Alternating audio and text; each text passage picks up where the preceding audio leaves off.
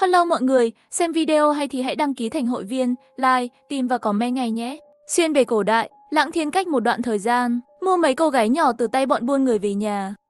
Càng trẻ càng tốt. Tốt nhất là không biết gì, mọi người đều ở trong bóng tối, mắng Lãng Thiên là vì sở lương thương, đặc biệt là các tiểu cô nương. Nhưng những gì họ không biết là, Lãng Thiên làm như vậy chỉ là để lừa đảo trợ cấp. Chỉ vì Lãng Thiên nhận được một hệ thống trợ cấp 10 nhân dân tệ mỗi ngày, mua gạo từ hệ thống 2 đồng một cân. Trợ cấp một ngày có thể đổi lấy 5 cân gạo. Lãng Thiên kiếm được tiền từ việc bán gạo, cho thuê một căn nhà rộng hơn 300 m², còn mua 3 cô nương về, mục đích là để lừa đảo các khoản trợ cấp trong tương lai, bởi vì hiện tại đội chỉ có một người. Mà hệ thống, dựa trên trợ cấp 10 nhân dân tệ cho mỗi người mỗi ngày, 3 cô gái mua được vẫn đang được kiểm tra đánh giá. Lãng Cẩm Tú và Lãng Cẩm Văn đang bưng cơm lên bàn, cơm là Lãng Cẩm Y làm. 3 cô gái này, tất cả đều là mấy ngày trước do Lãng Thiên mua từ tay buôn người trong thị trấn về. Ta nghĩ tên cũ của họ không hay, thế là đặt cho họ một cái tên mới, Lãng Cẩm Y. Lãng Cẩm Tú, Lãng Cẩm Văn đều theo họ Lãng Thiên. Lúc này trên bàn có 4 cái bát. Cháo bên trong một bát lớn rất đặc, có thịt có trứng, cháo trong 3 bát nhỏ kia rất ít. Đối với chuyện này Lãng Thiên cũng có chút bất đắc dĩ. Cẩm Y à, ta đã nói nhiều lần rồi, đừng đối xử khác biệt như vậy, ta không phải như những tên buôn người đó đâu, ta cũng không thiếu tiền mấy bát cháo này. Lão gia, chúng ta có cháo để uống đã rất tốt rồi. Được rồi, bỏ đi tùy các người đó. Còn nữa đừng gọi ta là lão gia, ta già lắm sao, cứ gọi ta là ca ca là được rồi. Vâng à, lão gia. Lần này Lãng Thiên cũng không nói gì thêm về chuyện này, bởi vì Cẩm Y nói cũng đúng, trước đây họ từng sống rất tệ, bây giờ có thể uống cháo thì đã cảm thấy rất hạnh phúc rồi. Một số việc chỉ có thể thay đổi theo thời gian, mạnh mẽ thay đổi, chỉ làm cho 3 cô gái cảm thấy sợ hãi. Sau khi ăn xong cơm, Lãng Thiên về phòng và lấy túi ra. Trợ cấp hôm qua và hôm nay cộng lại có 20 đồng, vừa vặn mua 10 cân gạo. Cẩm Y ở đây có 10 cân gạo, lát nữa cô mang đến cửa hàng thực phẩm của ông chủ Châu, sau đó mua thêm chút đồ ăn về, số tiền còn lại thì cứ cầm lấy. Đúng rồi, bây giờ đã tiết kiệm được bao nhiêu tiền rồi? Có 346 văn. Lãng Cẩm Y mỗi ngày đều phải mang theo 2 em gái, đếm mấy lần tiền, cả đời này nàng ấy chưa bao giờ trông coi nhiều tiền như vậy, sợ thiếu một xu, lấy cho ta 300 văn. Cẩm Y lấy ra một cái hộp từ trong phòng, sau đó lấy ra 2 miếng bạc vụn cỡ móng tay, cái này là 1 đồng bạc, cũng chính là 100 văn tiền. Sau đó, Cẩm Y lại đếm được 100 đồng tiền ra đưa cho Lãng Thiên. Sau khi Lãng Thiên nhận lấy thì liền ra khỏi phủ, bước vào cửa hàng của tên buôn người. Tên buôn người tương đương với trung gian trong thời hiện đại, còn chưa đợi Lãng Thiên mở miệng, tên buôn người Trần trưởng quầy liền nhiệt tình đi tới đón tiếp. Lãng lão gia, người đến thật là trùng hợp. Hôm nay vừa vặn có hàng tốt, chắc chắn là tốt nhất cho người. Nhìn thấy khuôn mặt già nua của Trần trưởng quầy, lộ ra nụ cười bẩn thỉu, Lãng Thiên thật sự muốn đấm cho một quyền. Vì danh tiếng của hắn, chính là bị lão già này làm cho bại hoại. Người ta nói rằng Lãng Thiên đã mua 3 cô gái nhỏ, ngày nào cũng chạy đến cửa hàng buôn người. Lãng Thiên vẫn là đè nén lửa trong lòng, không muốn nói thêm một câu với con chó này. Đưa người tới xem đi. Trần trưởng quầy không chần chừ, liền dắt theo một phụ nữ trung niên và một cô gái trông rất nhỏ đi ra. Lúc này Lãng Thiên đột nhiên lộ ra nụ cười bất ngờ. Hóa ra là gợi ý hệ thống, thời gian kiểm tra Lãng Cẩm Y đã được thông qua, sau này mỗi ngày có thể trợ cấp thêm 10 tệ, bây giờ có thể thoải mái hơn rất nhiều. Hơn nữa, Cẩm Tú và Cẩm Văn cũng được mua cùng ngày, thời gian kiểm tra buổi chiều cũng có thể qua được, thu nhập hàng ngày từ 10 nhân dân tệ trở thành 40 nhân dân tệ. Lãng Thiên vui vẻ, không kìm được nụ cười, mà Trần trưởng quầy lại tưởng rằng Lãng Thiên là sau khi nhìn thấy tiểu nha đầu mới cười, vì vậy lộ ra nụ cười tục tĩu. Cô gái này còn quá nhỏ, 18 tuổi. Hôm nay đơn hàng mua bán này có thể thành công hay không còn khó nói, nhưng bây giờ xem ra chắc chắn sẽ thành công. Có lẽ còn có thể tăng giá. Cái tên ông chủ Lãng này ngoại thành tới thật là một con súc sinh. Mẹ ơi, mẹ đừng bán Đại Nha được không? Đại Nha nhất định sẽ ngoan ngoãn nghe lời, chăm sóc tốt cho em trai, con sẽ đi làm ngoài mua thuốc cho cha. Mẹ ơi, đừng bán con. Mẹ của đứa bé cũng là tim như đao rơi nước mắt. Nếu có thể sống sót, ai sẽ bán con? Nhưng người đàn ông trong nhà ngã xuống, đều không chữa được, để lại cô nhi của phụ chúng ta sau này sống thế nào được? Lãng lão gia, ngài xem cô bé này thế nào? Cũng được đấy, nếu muốn đi với ta sẽ mua. Không vội, không vội. Lãng lão gia, người xem nhà đầu này ngoan ngoãn như vậy, người có muốn thêm một chút nữa không? Lãng Thiên không khỏi có chút ác nhân, lại nhìn lại bộ dạng của cô bé này. Nghĩ đến đây, Lãng Thiên nhàn nhạt nói một câu, sau này có phù hợp lại liên hệ với ta đi. Nói xong Lãng Thiên liền đứng dậy chuẩn bị rời đi. Vừa rồi thu nhập tăng vọt, Lãng Thiên tâm trạng rất kích động, hơn nữa 2 mẹ con này cũng khóc rất thảm hại. Lãng Thiên thật sự không nỡ chia rẽ gia đình người ta. Nhưng Trần trưởng quầy lại ngơ ngác. Không biết Lãng Thiên có thật sự muốn đi thật hay không, hay là chỉ cố ý. Nếu như Lãng Thiên thật sự không muốn nữa, vậy thì hắn phải mất hàng chục đồng.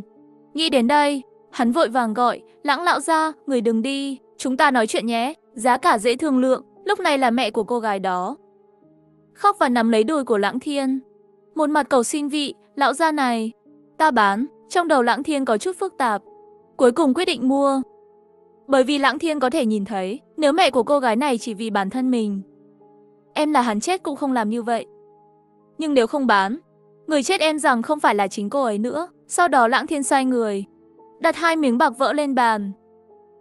Trần trưởng quầy lần này không dám nói về giá nào nữa, vội vàng lấy ra giấy chứng nhận để hai bên nói chuyện. Hai mẹ con ôm nhau khóc từ đầu đến cuối.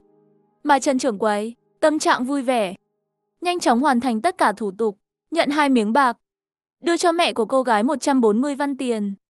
Phí 30%, lợi nhuận dòng 60 văn. Ngắm nhìn hai mẹ con nói lời tạm biệt, người mẹ liên tục dặn con gái phải nghe lời. Lãng Thiên nghe khó chịu, chỉ có thể ngắt lời họ. Ta còn có việc, ta phải đi rồi. Mẹ của cô gái cầm tiền trên tay trái, tay phải kéo con gái, vĩnh viễn không muốn buông ra. Thấy vậy Lãng Thiên có chút bất đắc dĩ thở dài một hơi. Ngươi yên tâm, chắc cô ấy sống ở nhà ta tốt hơn nhà ngươi. Tên ngươi là Lý Đại Nha phải không? Cái tên này không tốt, sau này người sẽ gọi là Lãng Cẩm Viên. Đi thôi, về nhà với ta, ngài là người tốt. Ta chỉ muốn ngài đối xử tốt với con gái ta, kiếp sau ta làm trâu làm ngựa cũng sẽ báo đáp. Ta có thể cho ngươi biết địa chỉ nhà ta, nếu ngươi muốn gặp con gái mình, bất cứ lúc nào đến cũng được, ta không ngăn cản. Vị lão gia này, lão phu nhân cũng hiểu quy tắc, sẽ không đến cửa làm bẩn mắt người. Không sao đâu, ngươi muốn đến thì đến, đi thôi, Cẩm Viên. Cẩm Viên đi theo phía sau, vừa đi vừa rơi nước mắt, bởi vì từ nay phải xa gia đình. Cũng là vì không biết về cuộc sống sau này, sợ hãi.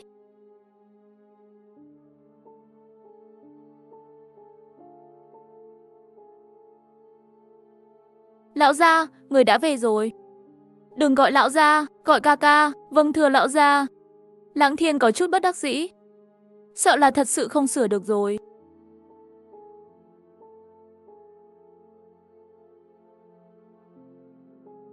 Làm thế nào để bùn đất khắp người vậy? Không phải đã nói không cho các cô làm việc sao? Chúng ta sẽ ở đây không lâu đâu. Không sao đâu lão gia, chúng ta nhàn rỗi cũng không có gì để làm. Lãng Thiên không biết nói gì, chỉ có thể thở dài. Mấy cô gái tốt quá, đáng tiếc mệnh lại không tốt.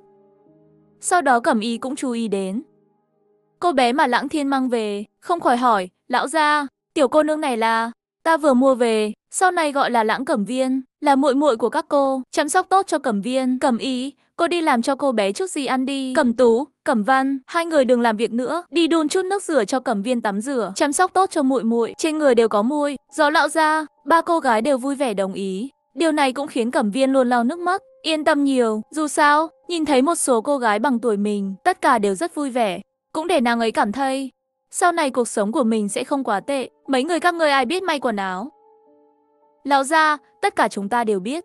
Không ngờ mấy cô gái nhỏ lại đều biết, nhưng cũng bình thường. Dù sao trong thời đại này, nữ nhân phải biết thêu thùa và nấu ăn là những kỹ năng tất yếu của mỗi cô gái. Có thể làm không tốt, nhưng không thể không biết.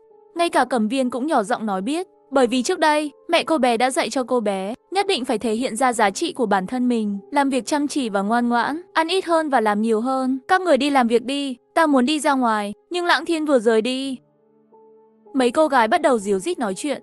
Mấy muội đun nước cho Cẩm Viên tắm rửa. Ta sẽ đi làm chút gì cho muội ấy ăn. Rõ thưa đại tỷ, tỷ đi làm đi. Chúng ta sẽ chăm sóc tốt cho muội muội. Cứ như vậy, Cẩm Viên mơ hồ bị hai tỷ tỷ lớn hơn kéo vào nhà. Hai cô gái vừa nói chuyện với cô bé, vừa kể ở đây sẽ sống tốt như nào, khen ngợi lão gia, để cô bé không sợ hãi. Sau đó tắm cho cô bé, kéo cô bé đến bên bàn. Trên bàn có một bát cháo gạo nóng hổi, rất nhiều rất đặc. Nhìn gì vậy? Ăn đi, lẽ nào muội không đói sao? Cẩm Viên nuốt nước bọt, khó khăn mở miệng, mấy vị tỷ tỷ, các tỷ ăn đi, ta không đói. Không phải, ta đói. Nhưng ta chỉ cần ăn một bát cháo rau dại nhỏ là có thể no. Ta không cần ăn cháo gạo đâu. Cẩm Y biết, cô bé sợ người lạ nên nói, muội mau ăn đi. Chúng ta đã ăn sáng nay rồi, cũng là cháo gạo. Chúng ta còn nhiều việc phải làm. Đi làm đây. Muội ăn cháo đi, đừng để lạnh nữa. Nói xong liền dẫn theo hai muội muội đi ra ngoài. Ta đi làm cùng với các tỷ.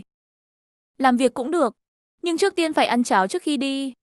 Chúng ta đi trước đây. Nói xong ba người rời đi. Cẩm Viên lúc này mới cẩn thận cầm bát lên, ngửi ngửi, chỉ cảm thấy ngọt ngào. Khoảng cách lần trước cô bé ăn cháo gạo, không biết là khi nào nữa. Hình như là ngày đầu năm mới năm ngoái, mà cũng không đặc như vậy. Ở đây thật sự mỗi ngày đều có thể ăn cháo gạo sao?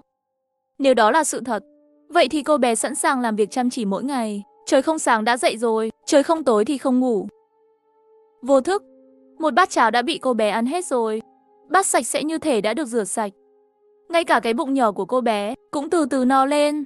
Thậm chí cảm thấy thêm hai bát nữa cô bé cũng ăn được. Cho dù chớt cũng phải uống hết cháo rồi mới chớt. Dù sao thì nó cũng quá ngon. Bây giờ mấy người họ đã qua thời gian kiểm tra rồi. Chờ mấy ngày nữa Cẩm Viên cũng qua thời gian kiểm tra. Ngày đó là trợ cấp 50 tệ, 2 ngày là 1 lạng bạc. Bây giờ mỗi ngày chi tiêu 30 đến 40 văn. Chi phí không quá lớn. Hệ thống giúp ta tìm một nơi phong thủy hữu tình ở gần bên. Ta muốn phát triển.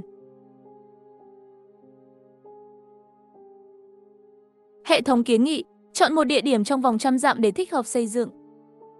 Cần 100 văn, đồng ý thì xác nhận, đặt vậy, vẫn là bỏ đi. Đợi mấy hôm nữa rồi nói. Buổi chiều Cẩm Y làm xong đồ ăn, trên bàn ăn mỗi người đều có mấy chiếc bánh, một đĩa rau sao, còn có một bát canh và rau hạt lựu.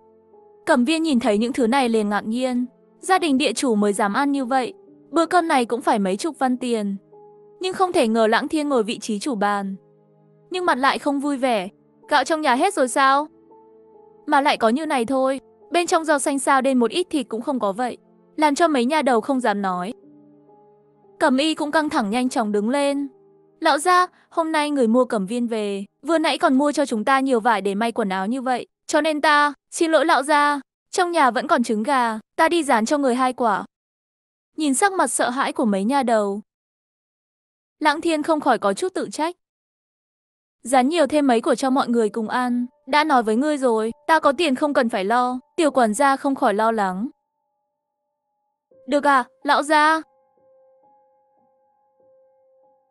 Mấy phút sau Cẩm Y bê ra một đĩa mấy của trứng rán, gắp cho Lãng Thiên 2 quả, những người khác thì mỗi người 1 quả, nàng ấy lại không có một quả nào. Lãng Thiên biết nhà đầu này đang tự trách, cho nên đã gắp của trong bát của mình cho nàng ấy, bỏ vào trong bát của Cẩm Y, đừng nói nữa cứ ăn là được.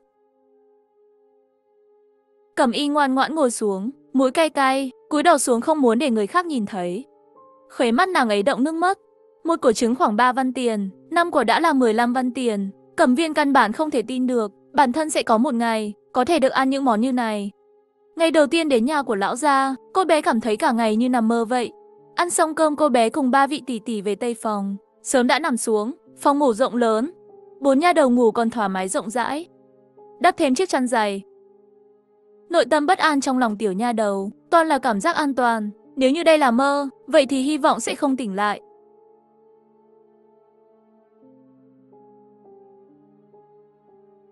Ngày thứ 2 trời vẫn còn chưa sáng, không biết con gà trống nhà nào đã bắt đầu kêu rồi. Cẩm Viên cũng làm cho giật mình tỉnh dậy. Nếu như vẫn còn ở nhà mà nghe thấy tiếng gà gáy, cô bé liền lập tức thức dậy làm việc với mẫu thân. Có việc chưa làm xong còn đang đợi cô bé, nhưng bây giờ cô bé có chút hoang mang. Đột nhiên cô bé nhớ ra, bản thân hôm qua đã được bán cho lão gia rồi. Nghĩ tới đây cô bé lại cảm thấy buồn.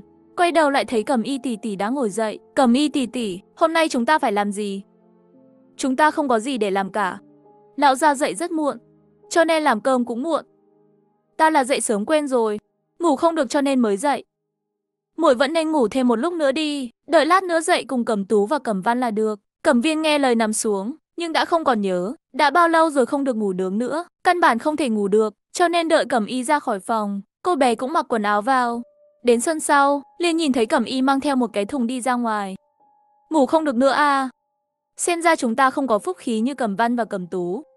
Hai người họ đến ngày thứ 2 nghe nói là không cần dậy sớm, lập tức có thể tiếp tục đi ngủ rồi. Vừa rồi ta nhìn một vòng, cũng chính là nước sạch ở bên trong cũng không còn nhiều nữa. Nếu muội cũng đã dậy rồi thì cùng đi lấy nước với ta đi. Được à, Cẩm Y tỷ tỷ, cầm cái bé nhất là được. Dù sao cũng làm có chút việc vậy thôi, làm xong rồi chúng ta sẽ không còn cái gì để làm nữa. Chỉ có thể lười biếng thôi. Nghe có việc để làm, Cẩm Viên cũng có cảm giác an toàn. Vì vậy cô bé cũng nhanh chóng vào trong phòng lấy một cái thùng. Cẩm Viên biết đây là Cẩm Y đang giúp đỡ chăm sóc cô bé, nhưng vẫn nghe lời cầm thùng nhỏ. Hai người lấy nửa thùng, nhẹ nhàng quay về, đi lại mấy lần. Khi nước đã đầy, muội có đói không? Nếu mà đói thì bây giờ ta sẽ nấu cơm. Nhưng lão gia không phải là vẫn chưa tỉnh dậy sao? Không sao đâu, lão gia rất tốt, cũng không để ý đến. Hình như chỉ cần chúng ta ăn no mặc ấm thì người càng vui vẻ. Lão gia không bao giờ coi chúng ta là hạ nhân đâu. Thực sự coi như là muội muội để chăm sóc, nhưng lão gia tốt thì tốt.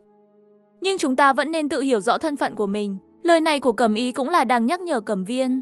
Không phải vì thời gian lâu thì quên đi mất thân phận khác biệt của mình, ngược lại tim lãnh đạm. Không lâu sau Lãng Thiên thức dậy, 5 người cùng ăn sáng xong, Lãng Thiên chỉ có một mình, cầm túi 20 cân gạo đi ra ngoài. Lãng Thiên đối với những lời nói bên ngoài, gia đình ta làm kinh doanh thực phẩm, vì vậy gia đình đã tích trữ một số thực phẩm để giải quyết nhu cầu hàng ngày, đã thỏa thuận với một chủ kho thực phẩm trong thị trấn. Giá bán gạo là 22 văn thì lấy 20 văn. Ông chủ cũng tiết kiệm thời gian và năng lượng thu hoạch. Đã hợp tác hơn nửa tháng rồi, làm ăn ổn định. Sau khi trở về, việc đầu tiên Lãng Thiên làm chính là gọi 4 tiểu nha đầu ra, phát lương rồi mau đến đây. Lãng Thiên móc từ trong túi áo ra 4 túi tiền nhỏ bằng vải cỡ bàn tay, để lên trên bàn.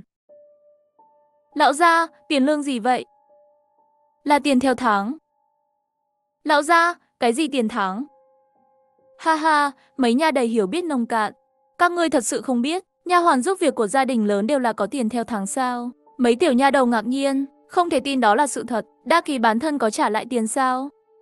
Tất nhiên, các gia đình lớn đều như vậy. Mấy người các người cũng không phải nha hoàn, vậy thì cho các ngươi tiền tiêu vặt. Dù sao cũng có ý nghĩa tương tự. Tạm thời mỗi tháng cho mỗi người các ngươi 100 văn tiền tiêu vặt, sau này sẽ tăng lên. Ngơ ra đó làm gì? Mỗi người một phần, tất cả đều đến lấy đi. Mấy tiểu nha đầu, ta nhìn người nhìn ta, nhưng không ai dám đến lấy. Dù sao họ cũng chưa bao giờ nghĩ tới, chính mình cũng sẽ có tư cách sở hữu tài sản riêng. Lãng Thiên nhìn thấy cảnh này, chỉ có thể bất đắc dĩ, đặt tiền vào tay họ từng người một. Cẩm Y cầm lấy túi tiền, cảm giác như nóng tay. Mắt đỏ hỏi, lão gia, người đưa tiền cho chúng ta không lẽ muốn đuổi chúng ta đi đấy chứ? Lãng Thiên cũng biết tâm tư của bọn họ, vì vậy, để an ủi trái tim của họ, giả vờ tức giận nói, nghĩ cái gì, các ngươi đều bị bán cho ta, cả đời phải theo ta, tương lai cho dù là chết, cũng không được trốn cách ta quá xa. Mấy tiểu nha đầu cũng bị chọc cho từ khóc thành cười. Cẩm Văn lau nước mắt, mạnh dạn hỏi, lão gia, số tiền này thật sự đưa cho chúng ta sao? Là tiền của chúng ta. Muốn mua gì cũng được phải không? Đó là tiền của các ngươi. Thích tiêu như thế nào thì tiêu, cho dù rơi vào trong giếng ta cũng không quan tâm. Chúng ta không ngốc, mới không bị ném xuống giếng đâu. Chỉ có ngươi là tinh danh. Được rồi, bây giờ tiền đã phát rồi, ta phải đi ngủ trưa đây. Các ngươi thích làm gì thì làm đi. Lãng Thiên nói xong liền xoay người rời đi. Đây là lần đầu tiên trong cuộc đời của mấy tiểu nha đầu có tiền của riêng mình. Hơn nữa là đầy đủ 100 văn. Vui mừng không biết phải làm gì. Sau một thời gian, sự phấn khích dần dần phai nhạt. Cẩm Viên nhíu mày lại, cha ta bị ốm, không biết sao nữa. Ta muốn đem số tiền này về nhà để chữa bệnh cho cha ta. Lão gia biết rồi có vui không? Chắc là không đâu. Lão gia nói rồi, đây là tiền lương hàng tháng của chúng ta, hoàn toàn do chúng ta tự quyết định. Muội muốn dùng nó làm gì cũng được. Vậy muội phải về nhà một chuyến, đưa tiền cho mẫu thân muội. Muội cũng muốn về nhà xem một chút. Là đại tỷ. Cẩm Y cũng hiểu suy nghĩ của người khác, thế là mở miệng đề nghị, ai muốn về nhà thì về nhà xem sao, nhưng không thể ở lâu. Về sớm nhé, càng không thể đi không về, nếu không ta sẽ báo quan để bắt về đó. Đại tỷ, muội không có ngốc. Về rồi, ăn không ngon, ngủ không ngon, còn phải dậy sớm làm việc trong bóng tối, ở đây thoải mái. Lão gia đối với chúng ta tốt như vậy, muội có ngốc mới chạy. Ha ha, vậy thì tự mình về đi. Cẩm Viên, cha muội bị ốm, không biết phải tốn bao nhiêu tiền. Chỗ này của ta muội lấy dùng tạm trước đi. Đại tỷ, muội không nhận đâu, muội không trả được. Không phải lão gia nói rồi sao? Đây gọi là tiền trả hàng tháng, sau này tháng đều có, tháng sau muội trả lại cho ta là được rồi. Nhưng mà đại tỷ, tỷ không về sao? Nghe đến đây, Cẩm Tú bịt miệng Cẩm Viên, kéo cô bé đi. Cẩm Văn nhanh chóng đi ra ngoài, hình như là nghĩ đến cái gì đó. Cẩm Y cũng theo sát phía sau. Về trả tiền cũng được, nhưng không được nói tiền này tháng nào cũng có. cứ nói lão gia có chuyện vui cho ít tiền thưởng.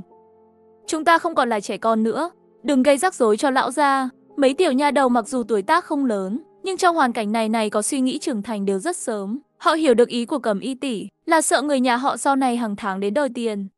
Thậm chí tìm đến cả lão gia. Chúng ta biết rồi, Cẩm Y tỷ tỷ.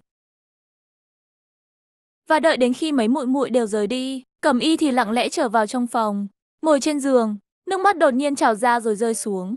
Lãng Thiên bước vào và nhìn thấy cảnh này, cố gắng nở nụ cười, nhưng làm sao cũng không thể cười lên được. Thật là một nha đầu tội nghiệp. Lãng Thiên ngồi bên cạnh nàng ấy, ôm thân hình gầy yếu của nàng ấy nói, Cẩm Y, ta đã quyết định khi đặt tên cho ngươi là Lãng Cẩm Y, sau này sẽ đối xử với ngươi như một người muội muội. Vì vậy, ngươi không phải có một mình, ngươi vẫn còn một người ca ca sẽ chăm sóc muội, sẽ yêu bảo vệ muội, sẽ chuẩn bị đồ cưới cho muội, để muội gả đi một cách đường đường chính chính, để gia đình chồng muội không dám coi thường muội, chỉ cần ta còn sống, sẽ che mưa chắn gió cho muội, không để ai bắt nạt muội, ngay cả cha ruột của muội cũng không được. Cẩm Y mắt không còn kiềm chế được nước mắt khóe mắt nữa, giống như cảm thấy nhỏ giọt nước, ôm lấy Lãng Thiên và khóc lớn.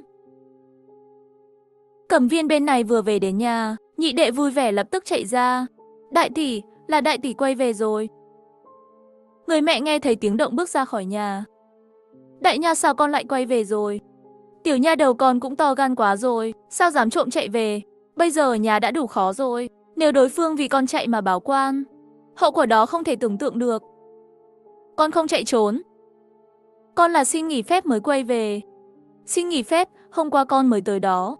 Nay mới một ngày người ta đã cho con nghỉ phép rồi. Con nghĩ nương con là kẻ ngốc sao?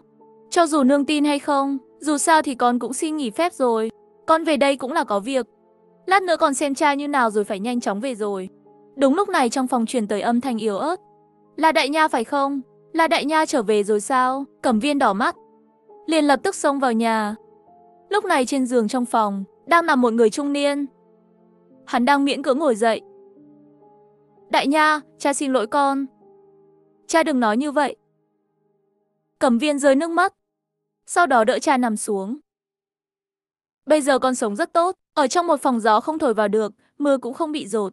Buổi tối đi ngủ có chăn, ăn ngon hơn ở nhà rất nhiều. Hôm qua lão gia có chuyện vui, hôm nay phát cho một ít tiền, con cầm nó về. Người nhất định phải dưỡng bệnh thật tốt. Nghe thấy lời này, cha của Cẩm Viên sững sờ, trong ánh mắt lộ ra nỗi buồn vô hạn, giơ nắm tay lên, đập mạnh vào giường.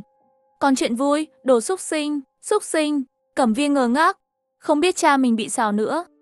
Đây không phải là chuyện nên vui sao? Mà phía sau nương của Cẩm Viên cũng là sửng sốt, cũng không khỏi buồn, rất muốn ôm con gái khóc một lần nữa. Nhưng nhìn con gái đi lại bình thường, dường như không giống như vậy. Thế là kéo Cẩm Viên sang một bên. Con nói chuyện vui của lão gia là chuyện vui gì? Con cũng không biết. Lão gia chỉ nói có chuyện vui thôi, cụ thể là chuyện gì không nói với chúng con. Nghe thấy vậy, mẹ Cẩm Viên thở phào nhẹ nhõm, đi tới, thì thầm giải thích vào tai chồng. Hai vợ chồng dường như đã trút được gánh nặng.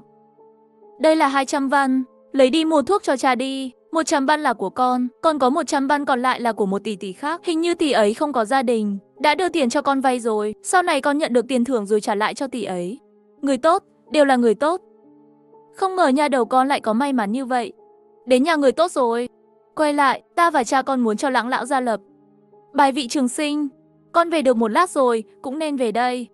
Lần sau con có nhận được tiền thưởng hay gì đó, sẽ cầm về. Nghe thấy vậy nương Cẩm Viên liền lập tức mở miệng từ chối, nhưng lại không có tự tin nói như vậy. Chỉ đành nói với Cẩm Viên, trở về phải chăm chỉ làm việc, làm trâu làm ngựa cho Lãng lão gia, để đền ơn lớn của người ta. Cẩm Viên ngượng ngùng gật đầu. Và cô bé cũng không có ý nói chẳng có gì để làm, bản thân mỗi ngày đều rảnh rỗi, ra khỏi cửa nhìn lại. Căn nhà dột nát, mặc dù bây giờ nhà rất tệ, nhưng tương lai sẽ tốt đẹp. Lão gia nói mỗi tháng đều có tiền thưởng. Một tháng 100 văn, một năm là một lượng 2.000 lạng bạc. Số tiền này đã tương đương với chi phí nửa năm của gia đình. Cô bé 18 tuổi mà đã có thể nuôi gia đình rồi. Niềm tự hào này là một sự bùng nổ. Vì vậy, bước chân cô bé trở về cũng trở nên nhẹ nhàng. Ba cô gái xin nghỉ phép về nhà đều đã về. Giống như Cẩm Văn nói, trừ khi chớp mới chạy. Ở đây mỗi ngày ăn ngon ngủ ngon, không có việc gì phải làm. Ở với lão gia tốt. Hơn nữa còn có tiền thưởng hàng tháng. Tiểu thư của nhà địa chủ, sống còn không bằng như vậy. Lúc này Lãng Thiên mặt đầy vui vẻ đi ra. Mấy ngày nay ta tìm người sửa phòng. Nơi đó cách trấn Thanh Lưu 10 mấy dặm. Mấy tiểu nha đầu các người đi cùng với ta. Khi 4 tiểu nha đầu tới nhà mới, trên mặt mỗi người đều lộ ra vẻ mặt vui mừng. Lão gia, sau này sẽ là nhà của chúng ra sao? Đúng vậy, ngôi nhà này rất thoáng mắt, đợi sau này có tiền rồi nghĩ tới sửa chữa lại. Mọi người ra hậu viện chọn phòng. Ta sẽ bảo, ông chủ Vương mang ít dụng cụ trong nhà tới, thì có thể ở rồi, tốt quá rồi. Hệ thống nhắc nhở hành trình vạn dặm bắt đầu. Chúc mừng nhận được cơ sở cố định. Thường đoàn đội rút chọn một lần. Có thể làm theo phạn 6 mà có thể rút. Còn có thể rút thưởng, giúp cho ta. Tốt nhất là phương pháp đơn giản và còn có thể kiếm tiền.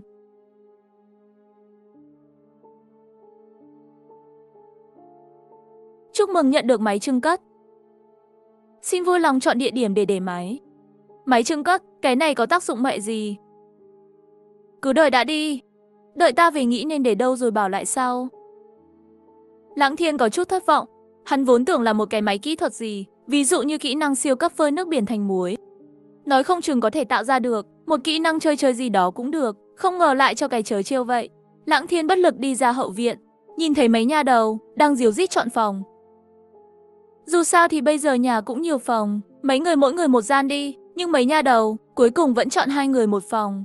Cẩm Y và Cẩm Viên một phòng, còn lại 2 tiểu nha đầu hơi lười một phòng. Lãng lão gia, những vật dụng này để ở đâu vậy? Cẩm Y ngươi đi sắp xếp một chút, viện trước viện giữa tìm 5 phòng, sắp xếp những vật này vào vị trí. Vâng à, lão gia. Cẩm Y cũng là lần đầu tiên chỉ huy người khác làm việc nên cũng có chút căng thẳng và kích động. Đương nhiên, chỉ huy 3 tiểu muội muội chỉ làm những việc nhỏ. Cẩm Y tiểu thư, chúng ta đều nghe ngươi. Nhưng thứ đồ này để ở đâu? Cẩm Y tiểu thư. Nghe người vận chuyển đồ gọi mình là tiểu thư. Trong lòng Cẩm Y có chút vui vẻ, nhưng ngoài mặt sắc không đổi. Đồng thời hạ quyết tâm không được để lão gia mất mặt. Bắt đầu sắp xếp họ chuyển đồ. Cùng với đó mấy tiểu nha đầu cũng đi quét dọn phòng, bận rộn làm tới tối. Cẩm Y mới nhớ ra là chưa ăn cơm, liền gọi mấy muội muội đi nấu cơm, vì để ăn mừng chỗ ở mới. Cẩm Y trước đây có chút keo kẹt, hiếm khi hào phóng một lần, làm 4 món một canh cùng với cơm trắng như tuyết. Ăn xong hết lời khen ngợi. Mấy người ăn xong tạm thời đừng đi, tháng này chúng ta họp gia đình.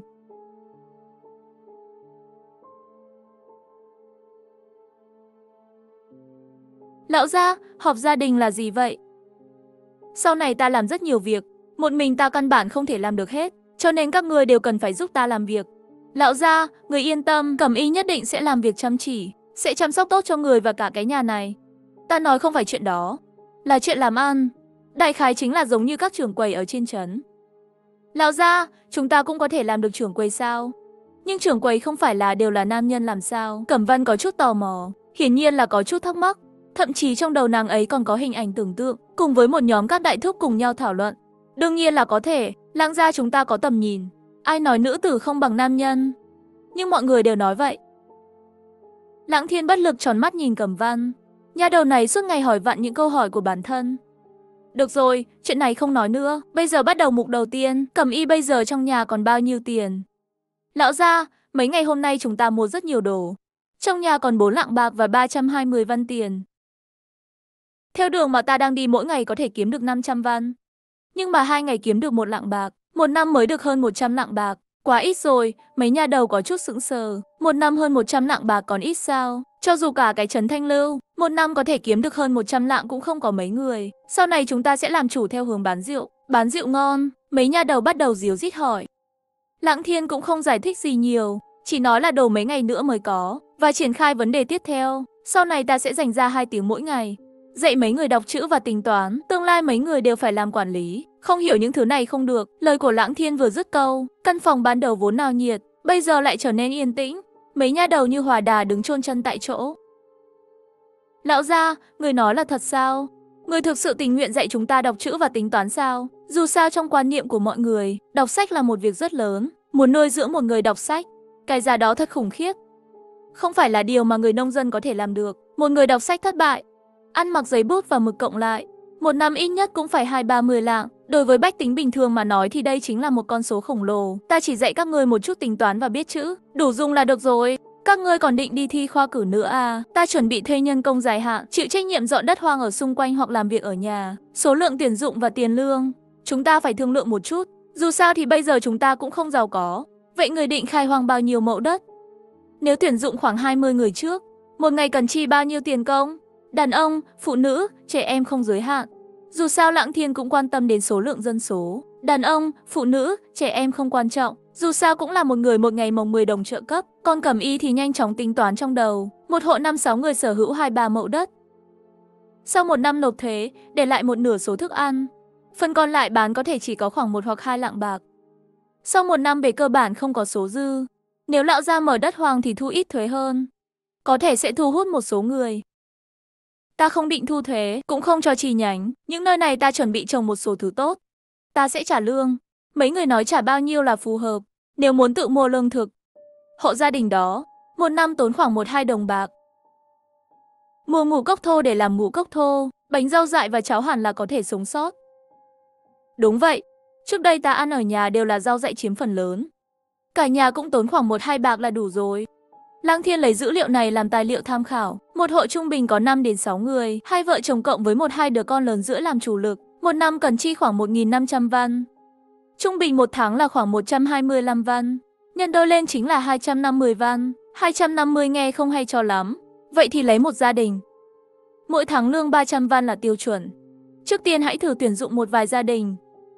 Vượt qua đến 10 cân gạo, có thể mua một cô gái ở cổ đại. Lăng Thiên không chỉ mua mấy cô gái, còn phải mời cả nhà họ đến làm công việc dài hạn. Lão gia thật sự muốn cho nhiều như vậy sao? Nhiều sao? Ta còn thấy ổn chứ.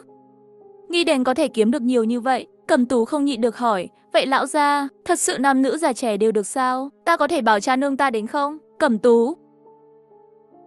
Cẩm Y trực tiếp tức giận làm gián đoạn chuyện để nàng ấy đừng nói nữa.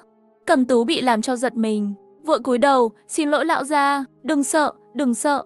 Dù sao ta cũng cần nhân lực dùng ai không phải là dùng chứ. Mấy tiểu nha đầu các người đều có thể gọi người nhà đến đây. Cẩm Tú Cẩm Văn Cẩn Viên xúc động lại khóc. Quỳ trên mặt đất và quỳ lại Lăng Thiên. Lăng Thiên kéo cái đứa này đứng lên đứa kia lại quỳ xuống. Lăng Thiên hoàn toàn bất đắc dĩ, đành phải nói, đều đứng lên đi. Nếu không dậy thì không cho gia đình các người qua đây. Ngày hôm sau, Cẩm Y ngồi trên ghế, làm ra dáng vẻ của tiểu đại nhân. 4 nha đầu mặc cùng một kiểu quần áo mới. Bây giờ các muội đều theo họ Lãng. Đây mới là nhà của các muội, lão gia mới là người thân của các muội. Nếu để ta phát hiện có người xáo phạm quy định ta vừa nói, vậy thì ta sẽ đuổi người đó và gia đình người đó ra ngoài. Những lời ta vừa nói các muội đều nhớ hết chưa?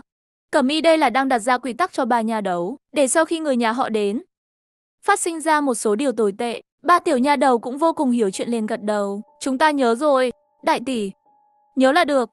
Đi thôi, đi gặp gia đình của các muội đi. Nói xong Cẩm Y liền đứng dậy, mang theo mấy nha đầu đi về phía trước viện. Cả 3 gia đình đang đợi ở sân trước đều đã nghe nói qua. Lăng Thiên tên cặn bã này, không yêu người đẹp yêu thiếu nữ. Cẩm Y dẫn đầu, đi ra cũng với 3 tiểu nha đầu theo sau. Đi ra, thật sự có chút khí thế đó. Xem chờ lâu như vậy, cả 3 gia đình đều đứng yên.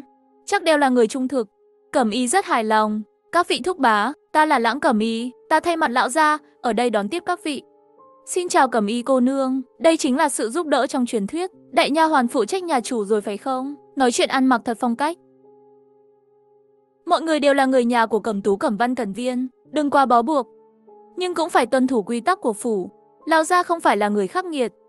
Miễn là mọi người tuân thủ các quy tắc, lão gia tự nhiên sẽ không ngược đãi mọi người. Cẩm Y khi nói chuyện có chút thanh lịch, làm cho người ta cảm thấy khí thế bất phàm. Đây cũng là hôm qua nàng ấy kéo Lăng Thiên hỏi nửa ngày, một mình diễn tập rất lâu, mới nói thuận lợi như vậy. Chúng ta nhất định phải tuân thủ quy tắc.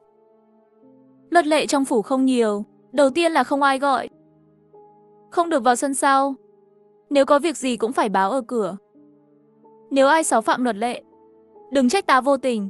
Nói đến đây, mặt Cẩm Y cũng trở nên lạnh lùng, sợ đến 10 mấy người lớn trẻ em không dám nói ra. Nhìn thấy hiệu quả đã đạt được, giọng nói của nàng ấy mới chậm lại. Mọi người có thể ở chung viện, một nhà chọn 2 phòng để ở trước. Nếu cảm thấy không đủ sống, hãy nói với ta. Các muội đưa gia đình đi sắp xếp nhé. Đã rõ Cẩm Y tỷ tỷ.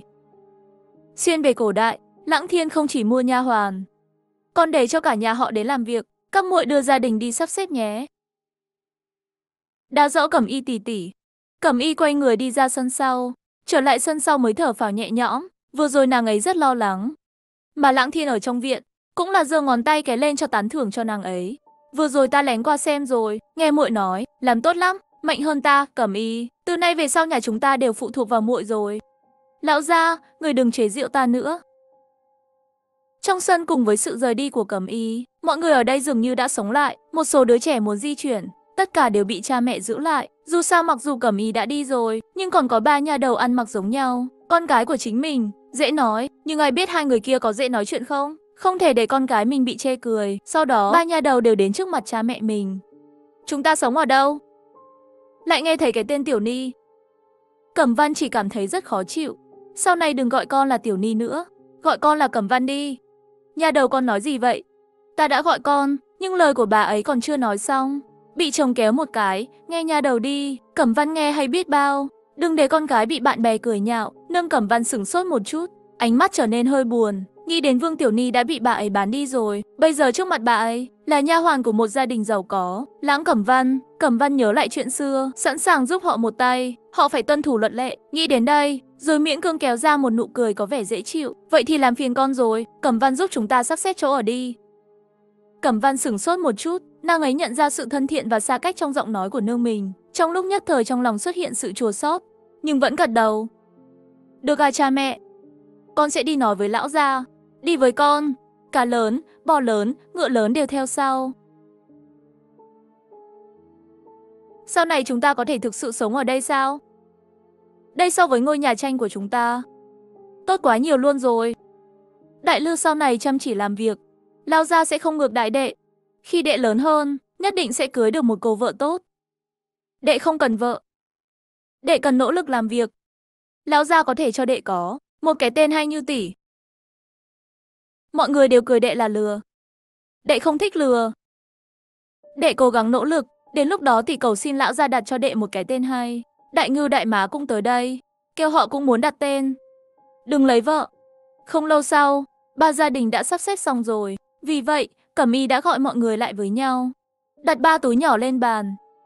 Lão gia biết gia đình mọi người không giàu có, vì vậy đã trả trước một số tiền lương cho mọi người. Một nhà 500 văn, nhà thiếu cái gì thì đi mua thêm một ít.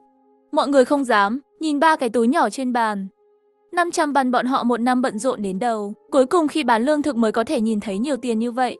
Bây giờ liền nhẹ nhàng như vậy đặt ở trước mặt sao? Tiền dự đoán sau này khấu trừ từ tiền lương là được rồi. Về tiền lương, ta đã thương lượng với lão gia rồi. Tính theo phương thức tuyển dụng, công việc ngày trước của các vị thúc bá dự kiến là 10 văn tiền. Người phụ nữ trong nhà 7 văn, trẻ em nửa tuổi cũng có thể làm việc. Tùy theo độ tuổi có thể nhận mức lương khác nhau. Nó không cố định.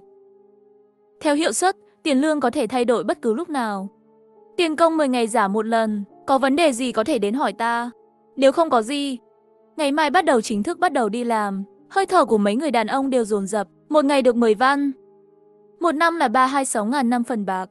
Thông thường trong nhà có 10 mẫu 8 mẫu ruộng đại phú hộ, một năm cũng chưa chắc kiếm được nhiều như vậy. Nghĩ đến đây, cha của Cẩm Văn, Vương Đại Cầu hắn ta lúc này mở miệng nói, Cẩm Y cô nương, ta có vấn đề, chúng ta không muốn nghỉ ngơi, bây giờ ta có thể làm luôn, cả nhà ta đều có thể làm luôn.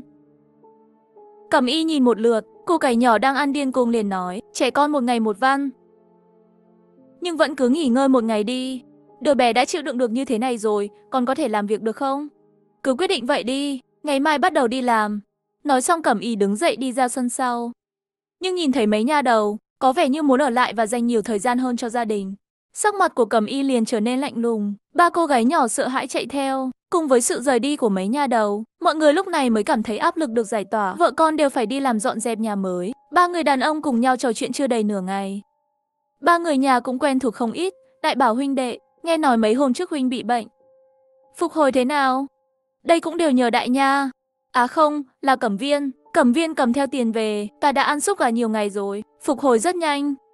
Sau đó, chủ đề của mấy người đều chuyển sang con gái của nhau, tất cả niềm tự hào, đồng thời mong chờ con gái một ngày nào đó cũng có thể có khí thế như Cẩm Y cô nương. Đồng thời lúc đó, mấy nha đầu ở sân sau trở về, cũng bị Lãng Thiên gọi qua, đến rồi, sau khi chi tiêu, chúng ta cũng chi tiêu 10 ngày một lần chi phí cũng mở 100 văn, chúng ta là chiêu mộ người tài, tự nhiên phải lấy công lao động. Mấy cô gái không biết cái gì là centimet, nhưng biết rằng tiền là một điều tốt, và đây không phải là lần đầu tiên, cho nên mấy cô gái cũng đều thư giãn hơn. Lần lượt cầm lấy túi tiền của mình, nắm chặt ví tiền nhỏ, mắt đầy những ngôi sao nhỏ, tưởng tượng có thể mua cho mình cái gì. Mọi người gom tiền lại mua thêm chút vải đi. Mọi người đang làm một chiếc váy mới để thay. Quần áo cũ thì vứt đi hoặc đưa cho người khác đi. Mấy nha đầu đều đầy mắt lấp lánh, không ngần ngại góp tiền. Cẩm Y ngươi thay đổi rồi, Người trước đây từng tiết kiệm như vậy, bây giờ lại muốn vứt bỏ quần áo cũ. Rất tốt, ta thích. Sau này tiếp tục giữ nhé. Sau một thời gian, với sự quen thuộc của mọi người, làm nhiệm vụ của mình, công nghệ làm rượu cũng ngày càng thành thạo. Xuyên qua thời cổ đại, Lặng Thiên không chỉ điên cuồng mua nha hoàn, cho cả nhà họ đi làm. Trở thành nhà tư bản lương tâm nhất thời cổ đại, đạt được thu nhập hàng năm là 5.000 thực phẩm bằng cách làm rượu. Hàng đã sẵn sàng chưa? Cẩm y connect đã xong rồi. Chỉ là củi sắp hết thôi. Chúng ta chặt hết cây gần đó rồi. Ta biết rồi. Xem ra phải chuẩn bị bỏ tiền mua củi rồi. Mua than cũng được, nhưng như vậy chi phí hơi cao. Lát nữa ta sẽ thương lượng với lão gia, để lô hàng hóa này được gửi đến thị trấn trước rồi nói sau. Ở thị trấn Thanh Lưu, giá một thùng rượu 1 cân rơi vào khoảng 10 đến 30 văn. Lặng Thiên mang theo máy cất rượu, đi nói chuyện với ông chủ trương ở quán rượu trong thị trấn. Nói chuyện một vụ làm ăn, nói về thần tiên xây rượu của nhà mình, lại nói về xu hướng phát triển trong tương lai. Rồi quán rượu đã thành họ Lãng. Và với làn sóng mời mọi người thưởng thức rượu miễn phí, thần tiên xây tên cũng tại chiến Thanh Lưu một phát mà nổi tiếng. Hôm nay là lần đầu tiên Cẩm y đến kiểm toán. Cẩm y cô nương, ngươi đến rồi, đây là sổ chính. Cẩm y cẩn thận kiểm tra sổ chính. Lúc đầu khi Cẩm y đến kiểm toán, trưởng quầy Phương còn có chút khinh thường. Dù sao một cô bé 13 tuổi, đến tra xem một người làm trưởng quầy nửa đời có làm sai gì không. Hắn cảm thấy cho dù hắn làm giả, cũng có thể làm cho nhà đầu này nhìn không ra khuyết điểm. Kết quả lập tức bị vả mặt. Cẩm y nhanh chóng phát hiện ra vấn đề. Ở đây có chút sai sót. Trưởng quầy Phương, ông xem một chút. Trưởng quầy Phương vội vàng lấy sổ cái tính toán cẩn thận. Thật sự phát hiện không đúng. Cẩm y cô nương đúng là tinh mắt. Thật sự là ta tính thiếu rồi. Trưởng quầy Phương lập tức thừa nhận sai lầm. Kể từ đó, Phương trưởng quầy và Cẩm y phối hợp rất ăn ý. Nếu không phải Cẩm y chỉ là một cô bé 13 tuổi, chắc là hắn cũng phải quỳ xuống dập đầu bái sư rồi. Đúng rồi, Phương trưởng quầy còn một chuyện nữa. Bây giờ các vị thần tiên xây đang thiếu hụt, bởi vì sản lượng có hạn. Bất đắc dĩ, chúng ta đành phải tăng giá. Vậy sẽ tăng lên bao nhiêu tiền? Giá bán bên ngoài là 200 đồng 1 cân, giá nhập hàng trong cửa hàng là 100 đồng. Trực tiếp tăng gấp đôi. Đây là đang cướp tiền.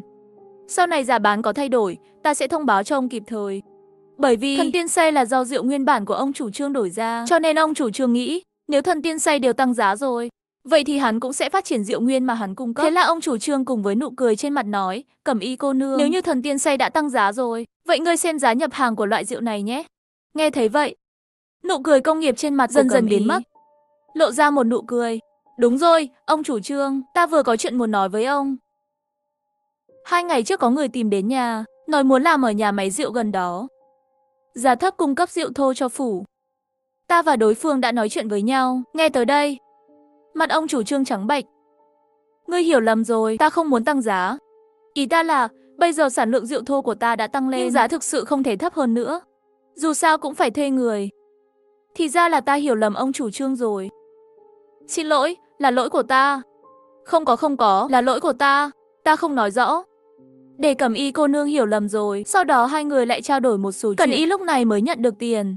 Cái này đề cập đến hàng tồn kho không đủ. Chờ đã, ta sẽ lấp đầy hàng tồn kho trước. Được rồi, bạn bấm vào xem nhé. Có rồi. Ông cũng có thể thử nếu muốn. Tải xuống như thế này, sau đó mở khóa Sulong Gắt BC và VIP đầy đủ cấp. Vô hạn kích hoạt toàn màn hình rồng gầm. Treo 2 ngày là có thể lên cấp ngàn. Tất cả đều rất dễ dàng. Vừa vặn tôi sẽ thử ngay bây giờ. Cẩm y ổn định bên ngoài. Vừa về đến nhà đã lộ ra vài cảm giác nữ tính. Bắt đầu phàn nàn về ông chủ. Lão gia, ông chủ trương đó kiếm được rất nhiều tiền từ rượu của chúng ta, nhưng lòng người không đủ. Có vẻ vài ngày nữa sẽ đá hắn ta ra. Muội là quản gia. Những việc này muội tự quyết định là được rồi. Ta sẽ chịu trách nhiệm vỗ tay. Lão gia, bây giờ chúng ta mỗi ngày ra 900 cân. Sau này chắc là phải mua củi. Nhưng không dùng nhiều đâu. Trừ chi phí và chia ra. Nói cách khác, thu nhập hàng ngày là hơn 14 lượng. Một năm là khoảng 5.000 lượng. Cẩm y bị chính mình tính ra số liệu giật mình. Chúa ơi, 5.000 lượng một năm. Nếu trồng trọt, em rằng phải có một gia đình lớn với hàng ngàn mẫu đất màu mỡ mới có thu nhập này không? Mấy nhà đầu khác cũng theo hưng phấn lên. Cẩm Tú lộ ra nụ cười ngốc nghếch. Lúc này trong đầu Cẩm Tú đã xuất hiện hình ảnh. Cá lớn thịt lớn, gà quay, ngỗng lớn, mọi thứ. Lão gia, có phải chúng ta muốn ăn gì cũng được, phải không? Cẩm y cũng chỉ là mơ mộng một chút, nhưng nhanh chóng tỉnh dậy. Mọi người cứ nghĩ đi. Không lộ ra ngoài, đừng để bị người khác đánh động. Lão gia, rượu thô để trong tay ông chủ đó, ta không yên tâm. Ta nghĩ chúng ta nên tự làm tốt hơn. Mặc dù lợi nhuận thấp, nhưng ta yên tâm. Ta đã tính toán, nếu mở một nhà máy rượu, sản lượng hàng ngày 500 cân loại rượu thô đó phải mất khoảng 10 người. Lãng Thiên vừa nghe cần nhân lực, có thể kiếm tiền, tinh thần liền phấn chấn. 10 mấy người có đủ không? Muốn thêm không? Để mọi người đừng mệt mỏi như vậy sao? Hơn nữa, lão gia, ta cũng không thiếu tiền. Vậy thì tạm thời là 20 người đi. 10 gia đình 10 nam 10 nữ. Chắc là gần như vậy. Cứ làm theo lời Cẩm Y nói đi. Tuyển người sớm nhất. Hãy để ông chủ Trương tham lam đó biết kết cục của việc coi thường nữ nhân. Lão gia, người đang nói gì thế? Mấy tiểu nha đầu tự tính đi. Ta còn có việc phải đi trước đây. Lão gia lại là chủ cửa hàng. Sau khi có mục tiêu, mấy tiểu nha đầu cũng bắt đầu lên kế hoạch. Nhà máy rượu xây ở đâu? Diện tích bao nhiêu? Cần bao nhiêu vật liệu? Cuối cùng Cẩm Y quyết định hay là mua lại nhà máy rượu của ông chủ Trương là tốt nhất. Mấy cô gái rất năng động. Hành động ngay. Cẩm Y đi tìm ông chủ Trương, Cẩm Văn, Cẩm Tú, Cẩn Viên liên hệ với Lương Thương để thảo luận về nguồn cung cấp. Chỉ có Lãng Thiên lão gia này nằm ở nhà giả làm cá muối. Không chỉ có được rẻ còn bán ngoan, thay vào đó phàn nàn mấy nha đầu, làm cho hắn vô dụng. Mấy nha đầu đều đàm phán rất thuận lợi. Các kế hoạch đang diễn ra sôi nổi. Xuyên qua cổ đại, Lãng Thiên không chỉ điên cuồng mua nha hoàn, cho cả nhà họ đi làm. Cẩm Y à, ta nghĩ là lão bách tính chúng ta vẫn phải lấy đất làm chủ. Bằng cách này, ngươi gặp nhiều rắc rối hơn để tìm thêm người. Chúng ta cần phải trồng lương thực. Mặc dù Cẩm Y không hiểu, lão gia mỗi ngày kiếm được nhiều tiền như vậy, tại sao phải mời nhiều người như vậy? Nông nghiệp có thể có bao nhiêu tiền, nhưng thân làm lão gia đáng để tâm nhất là chăn ấm đệm. Vẫn là đồng ý giúp lão gia không ngừng tìm người làm nông. Cẩm Y à, chúng ta có tiền rồi, nhưng cũng phải có trách nhiệm. Bách tính bây giờ vất vả quá. Ngươi đừng chỉ tìm đàn ông, tìm người già và trẻ em, thậm chí là tù sĩ, nữ tu hoặc người tàn tật, chỉ cần chịu đến chỗ chúng ta, làm sao cũng phải để cho bọn họ có một miếng cơm ăn. Đó gọi là trách nhiệm xã hội, cô biết không? Hi hi. Được rồi, mặc dù nghe không hiểu. Ta không quan tâm ngươi là ai. Chỉ cần là người sống, mỗi ngày có thể để lão gia ta nhận 10 đồng trợ cấp. Nghe gì chưa? Mấy tháng trước tên khốn đó lại làm chuyện khác rồi. Thằng cặn bã nào? Thị trấn Thanh Ngư chúng ta tổng cộng chỉ có mấy tên cặn bã. Ta nói tự nhiên là cái cặn bã nhất rồi. Kiếm được mấy đồng, đùi đã cong lên rồi. Tìm người khắp nơi để dọn đất hoang. Nghe nói một ngày làm việc chăm chỉ có thể kiếm được 10 đồng. 10 đồng một ngày. 3 tháng đó không phải là 1-2 bạc sao? Ta không tin, ta cũng không tin. Nhưng chỉ là có kẻ ngốc tin thôi. Nghe nói còn nhiều kẻ ngốc nữa. Nhà máy rượu hiện không còn nhiều, mọi người lại làm tích cực. Mỗi ngày nửa ngày là xong rồi. Sau 34 giờ chiều là đã không còn việc cho nên ăn cơm xong sớm. Một số người đàn ông chỉ ngồi xung quanh và nói chuyện phiếm. Hôm nay là ngày bắt đầu công việc phải không? Các người nói Lãng lão gia nói chuyện có tính không? Có gì gấp vậy? Gia đình Lãng lão gia lớn như vậy. Con có thể thiếu tiền công của chúng ta không? Cứ đợi thêm đi, hoặc là ngày mai mới phát cũng không chừng. Đến rồi, ông chủ Lãng đến rồi. Mọi người đều đứng lên, nhìn thấy Lăng Thiên đi tới đều cứng nhắc. Mọi người đừng căng thẳng, ta không đến đây để đòi nợ. Ta đến để phát tiền cho mọi người. Cẩm Y đem tiền lương của công nhân đến đây. Thưa ngài, ta sẽ tới ngay. Cần Y, Cẩm Tú, ở đây ra cho các ngươi. Yên tâm, lão già giao cho chúng ta rồi. Vì đây là lần đầu tiên chi tiêu, mọi người đều không biết. Cho nên Lãng Thiên mời đến cho mấy cô gái nhỏ. Yên tâm, sau này bên này không cần hắn lo lắng nữa. Nhà Ngôi Nhị Ngư tổng cộng 133 bài. Thúc xem có đúng không? Nếu đúng thì đến nhận tiền. Người đàn ông vui vẻ đi qua nhận tiền, không thể tin được.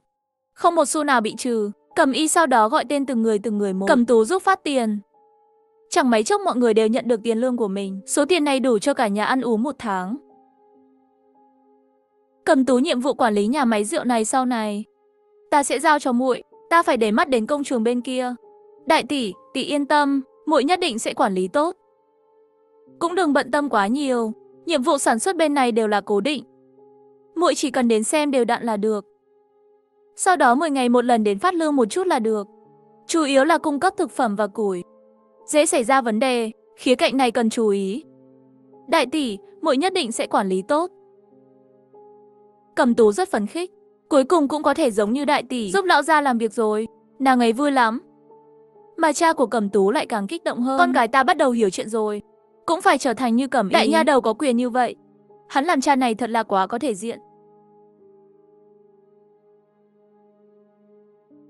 Lãng lão gia, ta là lão vương của đội xây dựng. Những người này đều nói là đến làm việc cho ngài. Ta vừa hay cũng đến tìm người có việc. Vì vậy, ta đã mang họ đến đây. Làm phiền ông chủ vương rồi. Cẩm Y, muội đi sắp xếp một chút ở sân trước. Vừa hay ông chủ vương cũng đến. Vậy thì thương lượng đi. Hút vài người, xây một số ngôi nhà gần nhà ta. Để cho những người đến đây như thế này có chỗ ở. Đúng rồi, ông chủ vương. Ông nói có việc gì tìm tôi là sao? Ông chủ vương đã suy nghĩ rất nhiều ngày rồi, không thể quyết định. Nếu lúc này người này đã đến rồi, đơn giản là đã rất rõ ràng, Lãng lão gia. Ta biết ngài là người tốt. Vì vậy, ta muốn đưa người của ta đến với ngài. Đưa người của mình tới chỗ ta. Thế nghĩa là sao? Lãng lão gia, ngài không biết, chúng ta đến từ cùng một làng. Tất cả đều là huynh đệ thúc bá. Lúc đầu làng chúng ta bị tai nạn. Mọi người nghĩ chắc không sống nổi nữa. Vừa nói xong, Vương lão bản dập một tiếng liền quỳ xuống trước Lãng Thiên. Ta biết rồi, ông đứng dậy trước đi. Các người làm việc này cũng vất vả hơn. Vừa hay gần đây có quá nhiều người đến ứng tuyển, không đủ phòng. Các người sẽ phụ trách xây nhà, xây 100 căn phòng trước. Không đủ thì nói sau. Về lợi ích cụ thể của các người, chúng ta sẽ thương lượng. Cảm ơn lão gia, đại ân đại đức của lão gia. Vương Trường Giang ta sẽ không bao giờ quên. Cẩm Văn, bây giờ đội chúng ta lại lớn mạnh rồi. Sau này ta muốn muội lo việc xây dựng. Nghe nói phải đi quản lý tòa nhà. Cẩm Văn tuổi còn nhỏ có chút không biết làm thế nào. Đại tỷ, muội được không? Yên tâm đi, đừng sợ gì cả. Có lão gia chống lưng cho chúng ta mà. Đừng lo lắng, nếu muội thực sự sợ làm không tốt thì kéo cả Cẩm Viên, để muội ấy đi cùng để học hỏi. Được à đại tỷ. Số người trong thời gian thi là 396 người. Chúc mừng bạn đã giành được một đội và rút thăm trúng thưởng. Lão Vương cố sức. Mấy chục ông chủ đưa mọi người trong gia đình đến đây. Vậy mà đã hơn 300 người đã đến. Vừa hay bây giờ đã khai hoang rất nhiều đất hoang. Chỉ cần kiếm một ít cây trồng để họ trồng đi. Hệ thống lấy cho ta hạt giống của cây trồng năng suất cao. Chúc mừng bạn đã có quyền mua hạt giống khoai lang. Lãng Thiên nhìn một cái. Quả nhiên đã thêm tùy chọn khoai lang. 5 xu một cân. Lâu rồi không ăn khoai lang. Cho tôi 20 cân. Xuyên qua cổ đại, hắn điên cuồng mua nha hoàn. Mọi người trong thị trấn đều nói hắn là đồ cặn bã. Nhưng lại không biết hắn ở thời đại người ăn không đủ cơm. Để cả nhà nha hoàn ăn 3 món một canh. Còn để cả nhà nha hoàn đến làm. Lão gia, ngài đang làm gì ở đây? Có việc gì bảo ta làm là được rồi. Không có gì tỏ tát, ta làm ít đồ ăn. Giúp ta thắp lửa lên. Ngài muốn nấu gì? Để cho ta. Ta muốn khoai lang nướng, ngươi chưa từng làm, giúp ta đốt lửa là được. Trong thời đại này, mọi người chưa biết khoai lang là gì. Vậy, mẹ của Cẩm Tú đành phải ngoan ngoãn làm theo, nhóm lên lửa. 4 cô gái nhỏ bận rộn cả ngày vào buổi chiều, trở lại sân, nhưng không thấy Lãng Thiên, đi tìm khắp nơi. Kết quả tìm nửa ngày mới phát hiện, Lãng Thiên mang theo mấy đứa nhỏ, nhưng những thứ chưa từng thấy trước đây. Cẩm Y nhìn khuôn mặt đen kịt đó, không nhịn mà cười. Ha ha, lão gia người đang làm gì vậy? Các cô đến rồi. Mau đến đây, ăn cùng nhau nào, ngon lắm.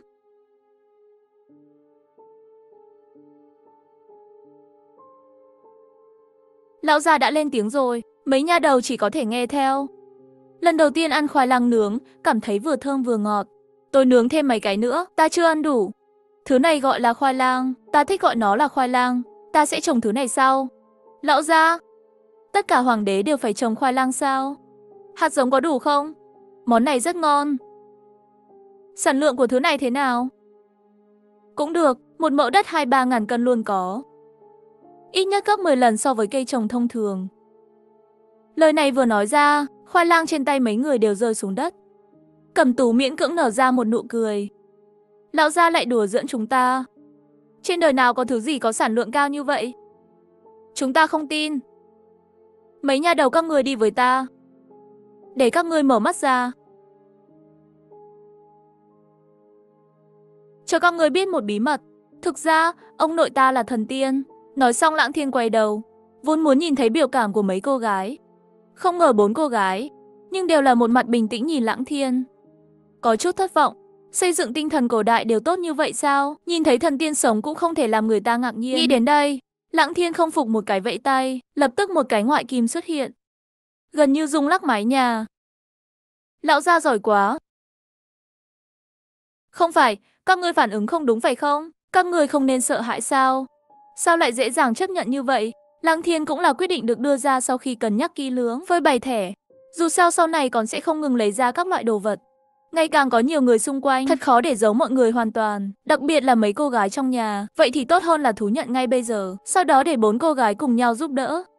Như vậy mới có thể giấu được hầu hết mọi người. Nhưng biểu hiện của 4 cô gái nhưng lại để Lăng Thiên hoàn toàn không ngờ. Các người không ngạc nhiên sao?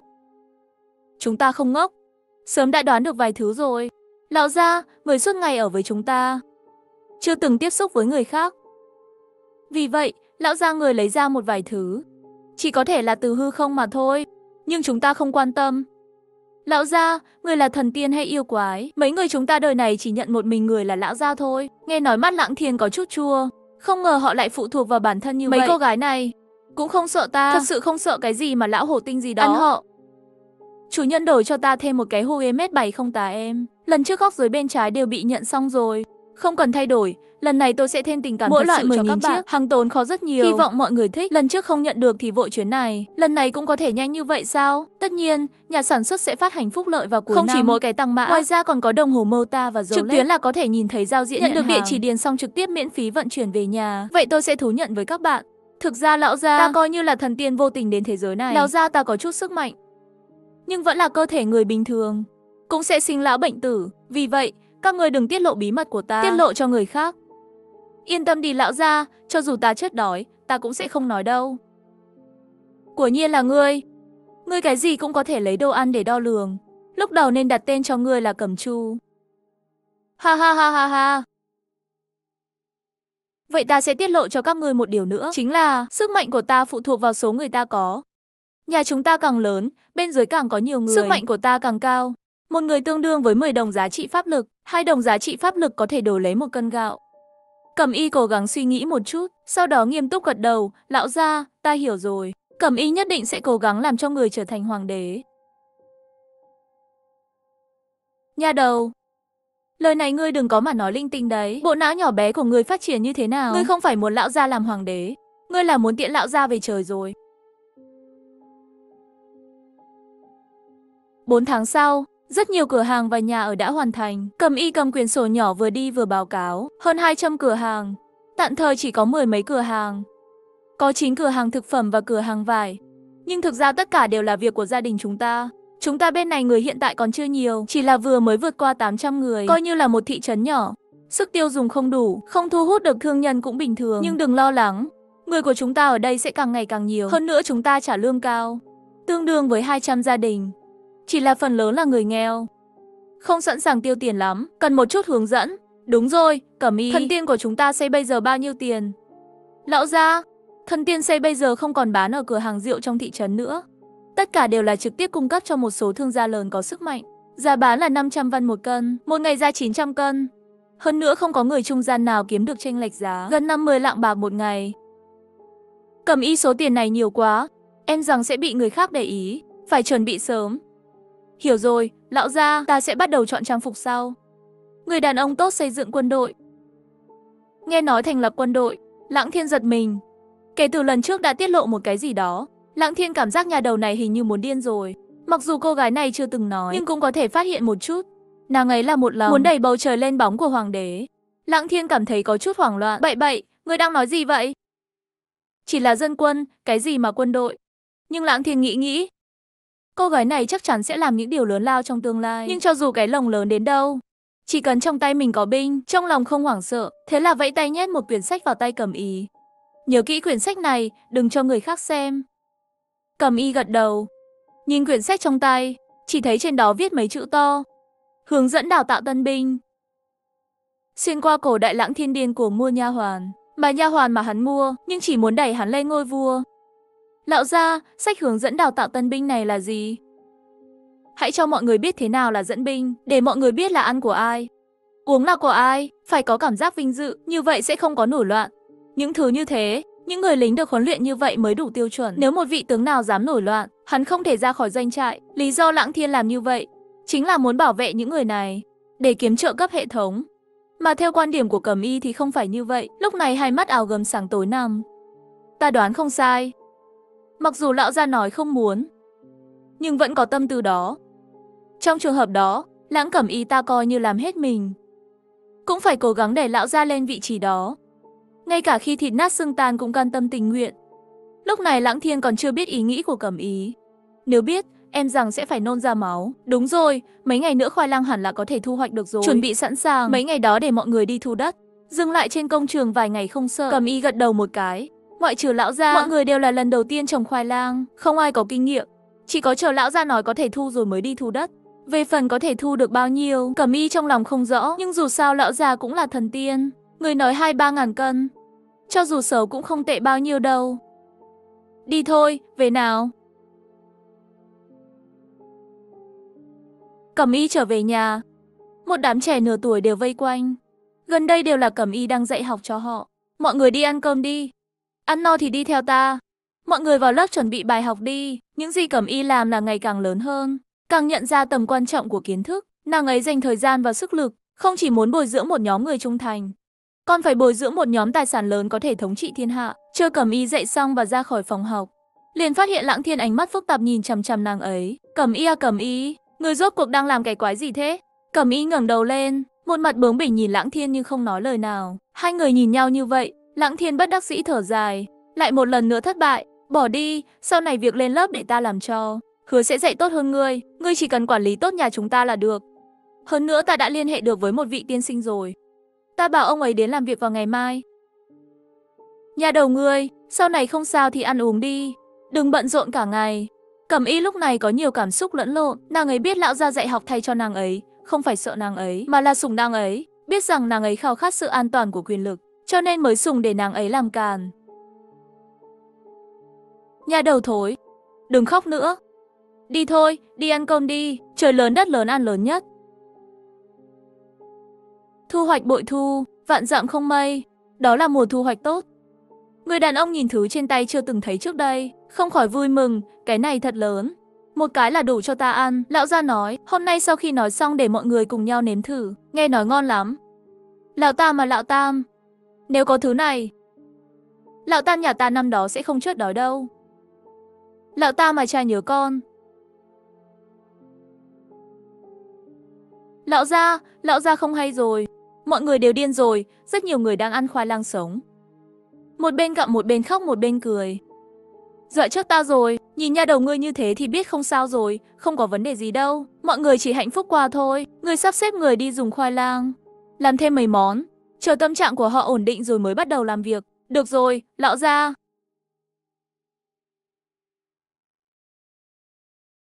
Lão gia, người không nói dối chúng ta, thật sự rất nhiều. Xem ra một mẫu cũng không dưới 2.000 cân.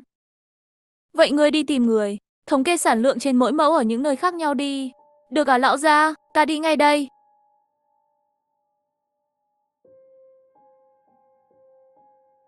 Lão gia, khoai lang đã nhận được hàng chục ngàn cân rồi, tiếp theo thì sao? Sao lại đến từng người đến một? Ngươi đi phụ trách bán hàng đi, nếu ai đó muốn mua hạt giống khoai lang, nghe vui cung bán cho họ, nói cho họ biết phương pháp trồng, vậy chúng ta định giá bao nhiêu là phù hợp. Hiện tại cả thị trấn chỉ có nhà chúng ta có khoai lang, nếu hạt giống thì bán 40 đồng một cân đi, nếu bán đồ ăn tự nhiên sẽ đắt hơn. Ta biết rồi, lão gia, chúng ta mấy người thương lượng một chút, sau đó giới thiệu một vài món ăn để ăn. Đến thị trấn Thanh Lưu thử trước xem. Với sự phát triển của kinh doanh rượu và thu hoạch khoai lang, Lãng Thiên vốn nghĩ muốn thu 1.000 người sẽ mất nhiều thời gian, không ngờ lại đến nhanh như vậy. Giọng nói chờ đợi từ lâu cuối cùng cũng vang lên bên tai. Chúc mừng bạn đã đạt được điều kiện nâng cấp. Hệ thống được nâng cấp lên cấp làng, thêm chức năng đơn vị thiết lập quyền nhận tiền. Cần 50.000 người để nâng cấp lên cấp thị trấn tiếp theo. Sau đó Lãng Thiên vui vẻ đi ra ngoài, đi tìm mấy nha đầu tập hợp lại, mở cuộc họp gia đình lần thứ 2. Câu đầu tiên, ta muốn lập thôn. Sau này đây không còn là Lãng Gia Tràng nữa, đổi thành Làng Đào Viên. Mọi người có ý kiến gì không? Không có ý kiến gì đâu. Ta cũng vậy. Chúng ta nghe lời lão gia. Lão gia vui vẻ là được rồi. Lãng Thiên nhìn bọn họ như vậy nhưng vô cùng bất đắc dĩ. Đại tỷ, các người có chút cảm giác tham gia, sợ hỏi ta, chúng ta không có đào, tại sao gọi là Làng Đào Viên cũng được, ta đều bị Hảo Đào Hoa Nguyên Ký chuẩn bị giả vờ ép buộc. Các ngươi thật sự không cho một cơ hội nào. Các người đây là giết chết hạnh phúc của lão gia. Lãng Thiên chỉ có thể bất đắc dĩ tuyên bố, mục 1 được thông qua, bắt đầu mục thứ 2, nếu chúng ta là làng thì phải có trưởng làng. Ta đề nghị Cẩm Y đến làm trưởng thôn, ai đồng ý ai phản đối. Xuyên qua cổ đại Lãng Thiên điên của mua nha hoàn, không chỉ xây dựng một ngôi làng, còn mở ngân hàng vào thôn làng. Nha hoàn một lòng muốn hắn làm hoàng đế. Nếu chúng ta đã có thôn rồi thì phải có thôn trưởng. Ta đề nghị Cẩm Y làm thôn trưởng. Ai tán thành ai phản đối? Lão gia đề nghị. Vậy thì ta cũng đề nghị cho đại tỷ làm. Ta cũng vậy, ta cũng vậy. Lão gia, chức thôn trưởng này đáng nhẽ phải là người làm. Ta không biết làm.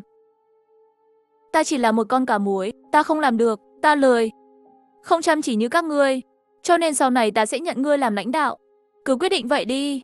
Không được thảo luận thêm. Bây giờ đến mục thứ 3. Nếu đã thành lập thôn, vậy thì đơn vị chức năng trong thôn cũng phải có. Ví dụ như nơi làm việc của thôn trưởng. Sau này các người không cần mỗi ngày đi làm. Các ngươi đều là thôn trưởng. Cẩm Y là thôn trưởng chính. 3 người các ngươi là phó thôn trưởng. Nghe tới đây, 3 nha hoàn mặt đầy hưng phấn. Lão gia, chúng ta cũng là quan sao? Lão gia, phó thôn trưởng cũng là quan à? Là phẩm mấy? Đừng ngắt lời ta nói. Thôn trưởng không có phẩm, các ngươi làm quan rồi, sau đó tìm thêm mấy người đến làm chân sai. Trong thôn còn có mấy bộ phận có chức, phụ trách hộ khẩu và trị an. Bỏ đi, nói nhiều các người cũng không nhớ hết, cứ từ từ, giải tán. Một nhóm người làm bìa đá khắc tên thôn. Tổ trị an cũng vừa mới thành lập. 3 đội trưởng phân biệt là cha của Cẩm Tú và Cẩm Văn. Không lâu sau Cẩm Y liền mở một cuộc họp. Bây giờ ta sẽ phân bố vị trí công việc của mọi người. Được à đại tỷ? Tỷ nói đi. Cẩm Tú, muối phụ trách tài chính. Sau này phải làm tốt công việc, làm cho đường phố náo nhiệt hơn. Chuyện của ngân hàng sẽ từ từ thực hiện. Tài sản trong phủ cũng phụ trách quản lý, bao gồm thần tiên xây và xưởng sản xuất rượu. Nếu như bận quá, thì tìm thêm một vài người vừa làm vừa dạy. Đã rõ đại tỷ. Cẩm Văn các kiến trúc xây dựng trong thôn muội phụ trách. Vấn đề quy hoạch thì tìm lão gia, vấn đề xây dựng thì nói chuyện với quản sự. Quản sự cũng vất vả. Không sao, thôn trưởng không vất vả. Bây giờ ta sống so với trước đây đã hạnh phúc hơn rất nhiều rồi. Còn nữa chính là Cẩm Viên, muội phụ trách quản lý viện trị an trong thôn. Có vấn đề gì phải lập tức cấp báo, không được chần chừ. Sắp xếp như vậy là do tuổi tác của Cẩm Viên còn nhỏ, cho nên để cho nàng ấy phụ trách vị trí hay tiếp xúc với người, để luyện tập. Hơn nữa người trong thôn cũng không quá nhiều, sẽ không xảy ra vấn đề lớn gì. Những chuyện xấu, cuối cùng chính là tiền lương. Đội trị an đại đa số đều là người làm ở ngoài. Công việc nhẹ nhàng, một ngày tiền lương là 5 văn tiền. 5 văn tiền đủ để một người ăn no rồi, đừng nói là những người ở ngoài. Đại đa số đều là người già cao tuổi, ăn không nhiều lắm. Mấy vị thúc bá nhận làm đội trưởng tiền lương gấp 3, tạm thời là 15 văn. Lời nói làm cho 3 người lộ ra vẻ mặt vui mừng. Họ không thể ngờ mới đó không lâu đã được tăng lương rồi. Phương quản sự và Trương trưởng quầy cũng có giá. Tiền lương là 15 văn. Hai người nghe thấy tiền lương như vậy vẻ mặt bình tĩnh. Bởi vì Vương quản sự đã đưa kiến trúc cho Lãng Thiên, đã nhận được 10 lạng bạc tiền thưởng. Còn Phương trưởng quầy cũng không kém là bao. Cẩm Y vì để hắn chuyển nghề, lần đầu đã trả 10 lạng. Ta làm thôn trưởng tiền lương là 24 văn. Cẩm Tú 3 người các muội mỗi người có 19 văn tiền lương. Mấy nha đầu bây giờ đã không có cảm giác gì. Dù sao ăn ở đều tại nhà lão gia, cũng không có chỗ nào cần tiền. Đây là tiền lương mà lão gia đã định sẵn. Mọi người có ý kiến gì không? Nếu như không có, chúng ta sẽ phát tiền lương của mọi người vào mùng 10 hàng tháng. Vừa dứt lời Cẩm Tú lấy ra một xấp giấy đặt trên bàn. Phương trưởng quầy nhìn thấy vậy, mặt không chuyển sắc. Đây là Bảo Châu. Đây chỉ lão gia vì thuận tiện cho mọi người nên mới đề ra. Mặt giấy có 1 xu, 1 văn, 10 văn và 100 văn. Tiền giấy bây giờ tiêu thụ cùng tiền xu. 1 đồng tiền bằng với 1 xu. Tiền lương là tiền giấy, mang theo và tiêu dùng cũng thuận tiện. Đương nhiên nếu như không yên tâm, có thể lập tức đến ngân hàng đổi thành tiền xu cũng được. Chúng ta không ép buộc, thích dùng kiểu gì thì dùng. Tiền lương sau này đều tới tìm đại quản gia tài chính của chúng ta Lăng Cẩm Tú. Chúng ta chỉ cần não làm việc, dùng tiền giấy trước. Được rồi, việc của mọi người đều đã sắp xếp xong rồi. Có vấn đề gì bất cứ lúc nào cũng có thể đến tìm ta. Mọi người đều đi làm việc đi. Tan họp cửa thôn Đào Viên. Có một cỗ xe ngựa đang đi tới. Người xuống là nhân viên thu thuế của thị trấn. Ngô Hương. Lão gia chúng ta đến thôn Đào Viên rồi. Đây là thôn Đào Viên. Thật sạch sẽ và ngăn nắp.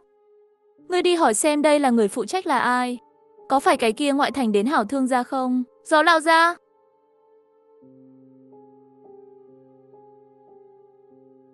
Xin chào lão gia, là muốn thuê cửa hàng hay là việc gì khác? Ta chưa từng tới đây, chỉ là tò mò.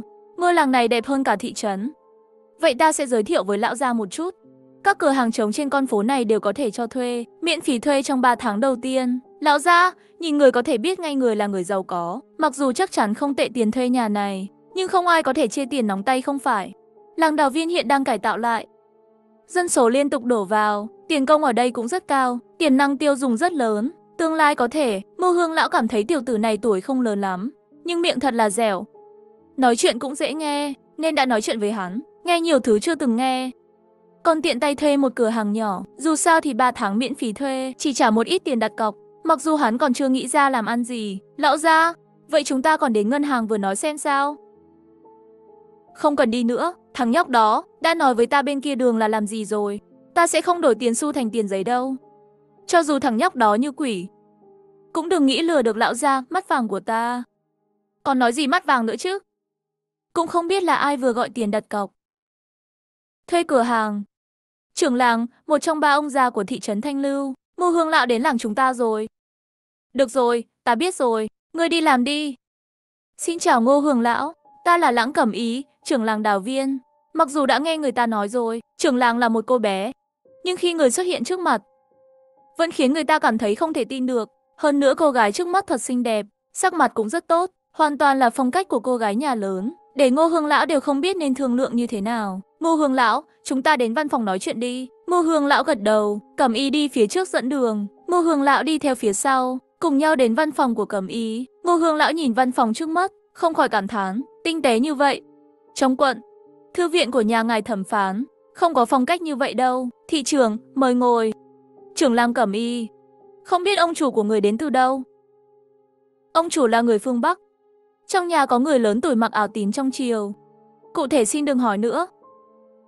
Lão gia không thích dựa vào quyền lực của gia đình, quyền lực, cho nên cũng không bao giờ tiết lộ thân phận của mình. Không hỏi nữa, không hỏi nữa. Nhưng Ngô Hương lão nói như vậy, nhưng bên trong lại vô cùng sốc. Ta ngoan ngoãn. Cẩn Ý à, trên tam phẩm trong triều, quan chức mới có thể mặc áo tím. Không trách người ta một cô gái đều phong cách như vậy. Người ta đều nói 7 phẩm quan trước cửa. Có lẽ là ý đó. Hương lão lần này đến là vì chuyện thuế sao? Cẩm Y đột nhiên hỏi làm Ngô Hương lão bị mắc kẹt. Lúc đó không biết thu người ta là loại thuế nào, bản thân nên nhận hay không nhận, mà Cẩm Y lại tức giận nói. Lão gia nhà ta không muốn dựa vào quyền lực của gia đình, luôn tuân thủ pháp luật.